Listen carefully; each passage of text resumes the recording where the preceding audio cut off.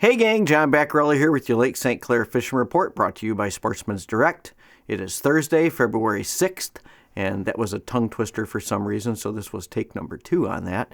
A lot of folks have been calling the store about ice conditions out there because of the kind of topsy-turvy weather we've had, and they should be actually concerned about ice conditions, at least out in the main lake area with the wind and the rain, more so the wind than anything else. But I did get a satellite image a couple of days ago, and you can definitely see that there's quite a bit of open water out to the south of the Lake St. Clair Metro Park, and then it kind of hooks back around the point and goes around and over towards the Selfridge area, and that's predominantly a combination of the wind, and then with the rain that we had, all the runoff coming out of the Clinton River and the spillway.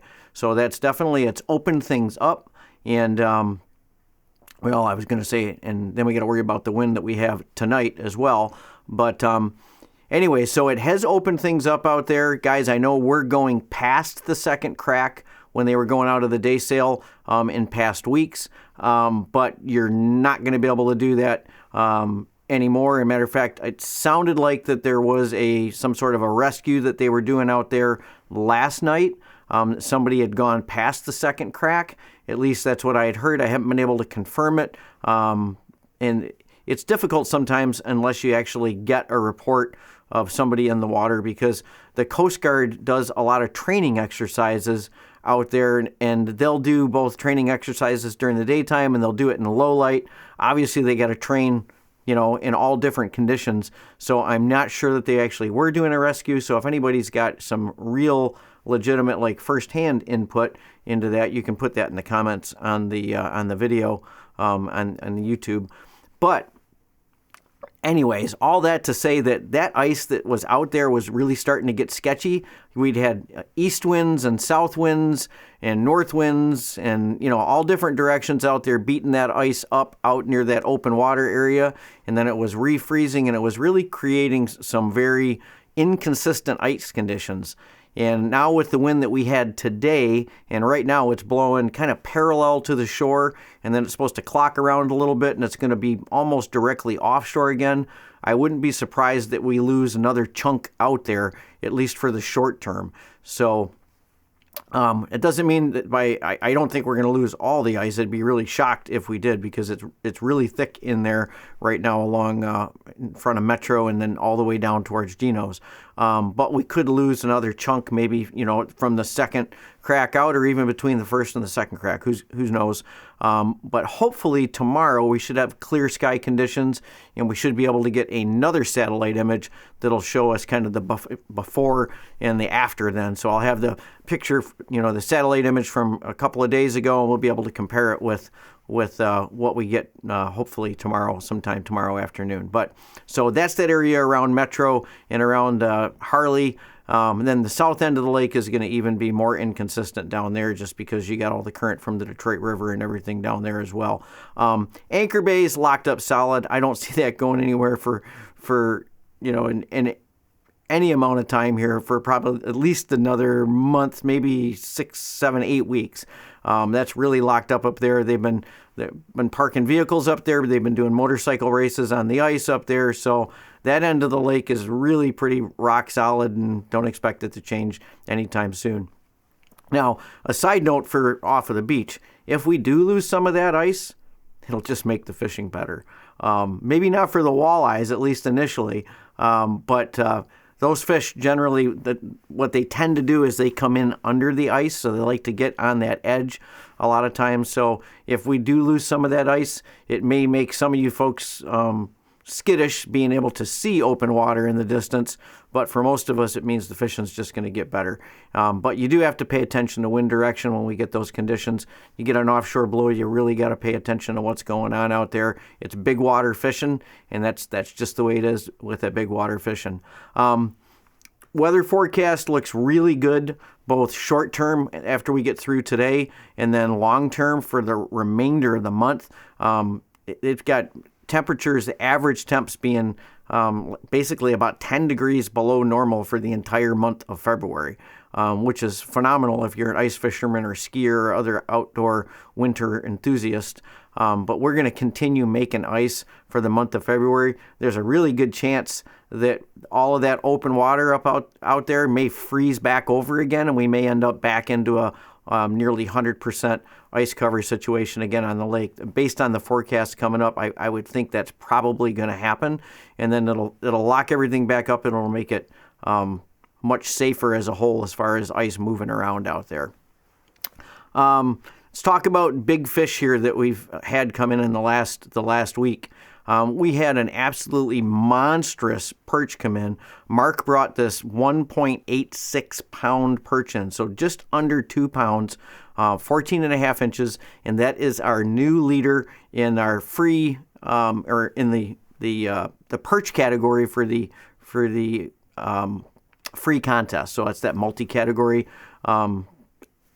contest we do every year. We also had fly rod. John I think just yesterday brought in the first pike of the season. Not a very big one, especially for fly rod. He's known for getting pushing 40 inches on his northerns, and this was just a little guy at 29 inches and 5.5 pounds. But at least it's starting to board out. But this year we have not seen a lot of big northerns, so it's been maybe the we're at that part of the cycle where we got smaller northerns and much bigger perch, or who knows? But for whatever reason, we're not seeing any big northerns coming so far this year. Probably later in the season we will. But what we did have come in, Tom brought in this absolutely ginormous bluegill, 11 inches. 1.6 pounds. I believe it's the largest gill we've ever had come in the contest since we started doing it. It's been about 15 years. But just an absolute beast of a bluegill, literally like a dinner plate. It was almost as tall as it was. I probably should have measured the height of it and compared the height to the length, because it literally looked like a dinner plate. So absolutely beautiful bluegill, and I believe that one's going to a taxidermist, so that'll be up on the wall forever. So that's really cool. Let's see what else.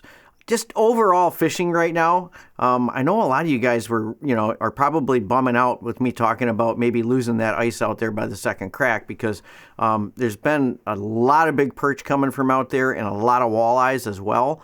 But honestly, if you're a perch lover, some of the best bites on the perch have been in tight, and you guys have been driving out over the fish to get out to that deep water bite.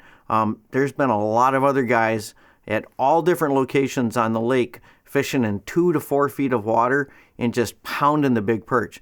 Matter of fact, some of the canals right now are producing huge catches of perch as well, which is kind of surprising, because normally when we get this much ice out on the main lake, those canal fish tend to move out for some reason, but they haven't this year. They're staying in, and I've got numerous reports from different people all around on different parts of the lake that are still catching big perch, and a lot of them in some of the canal systems.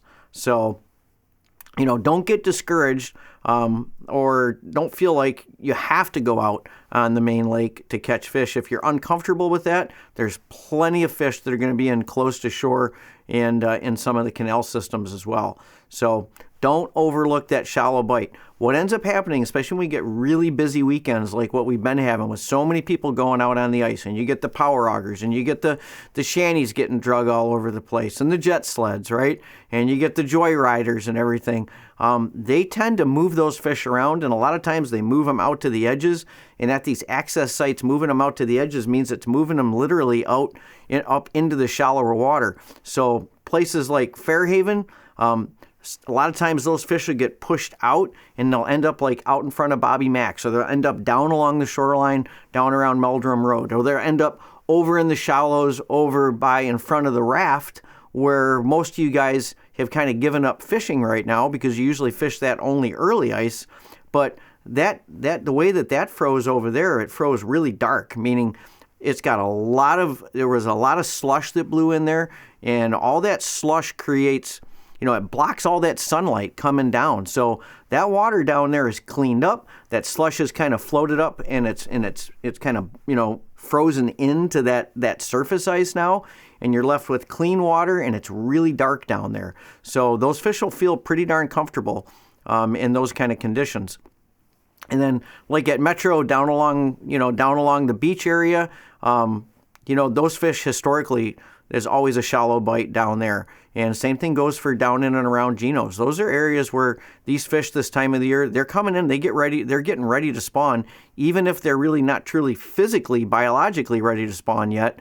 They're already thinking about it. So when we get these warm-ups, we get some runoff, we get a little bit of rain, they instinctively move shallow. And so there has been a very consistent shallow bite going on. And when I'm talking shallow, I'm talking maybe 1.5 feet in some cases.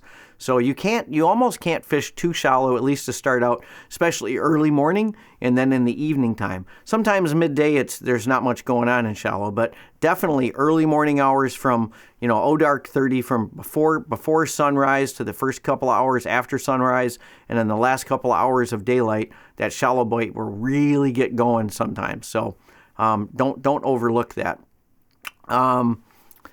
Getting reports, talking shallow again, down around that Cotton Road area. Been getting reports of a lot of fish in that area, down near the Salt as well. So just, again, lots of reports of shallow fish all over the lake right now. So don't get discouraged if we lose some of that real deep water ice out off of the beach. Because odds are, when I'm looking at that wind forecast, we're going to lose some more of it tonight. Man, I think that's about all I've got for this week. Keep an eye on our Facebook page. If we get a good satellite image, I will post it up there, and I'll probably do a comparison post of earlier in the week with the new one. Should have some decent weather this weekend. It's going to be cold, much colder going into next week. We'll see how that affects things. May have some snow too. A little bit of snow on the ice wouldn't hurt us right now. It actually would quiet things down and probably help a little bit. So with all that said, we'll see you at the store this weekend. Get out and enjoy this ice while we still have it, and maybe another 6 weeks or so based on the groundhog and the extended forecast. Hey gang, John Backrelli here with your Lake St. Clair Fishing Report, brought to you by Yep, that did not go well, and there was no tequila involved in that either. So, hey gang, if you like our content, hit the little subscribe button and the bell icon, and you'll be notified as soon as we put out new stuff.